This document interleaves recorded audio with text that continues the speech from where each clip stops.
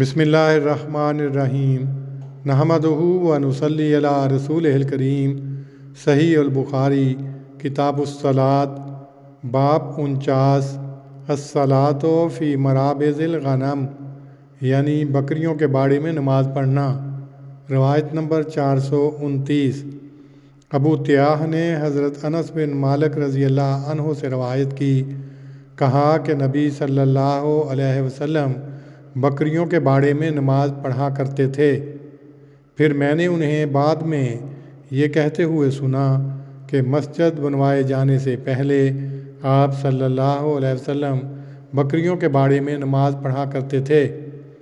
تشریح: اس قسم کی روایتوں کی بنا پر یہ بحث اٹھانا کہ بکریوں کا پیشاب ناپاک ہے یا پاک، نہایت بھونڈا قیاس ہے اور علم فقہ کو اپنے اصل پائے سے گرانا ہے۔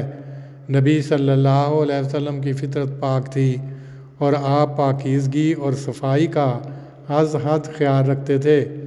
بحالت مجبوری جب باڑے میں آپ کو نماز پڑھنی پڑی تو یقیناً آپ نے وہاں صاف ستھری جگہ میں نماز پڑھی ہوگی۔ آپ کی عادت تھی کہ جہاں نماز کا وقت ہو جاتا آپ وہیں صاف جگہ دیکھ کر نماز پڑھ لیتے۔ امام شافعی رحمہ اللہ کا فتویٰ اس بارے میں ضرورت سے زیادہ سخت اور آسانی اور سہولت کے سد راہ ہے۔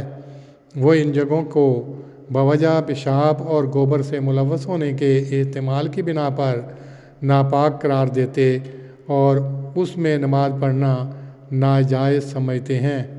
اللہم صلی علی محمد وعلی آل محمد کما صلیت علی ابراہیم وعلی آل ابراہیم انک حمید مجید۔ اللہم بارک علی محمد وعلی آل محمد کما بارکت علی ابراہیم وعلی آل ابراہیم انک حمید مجید۔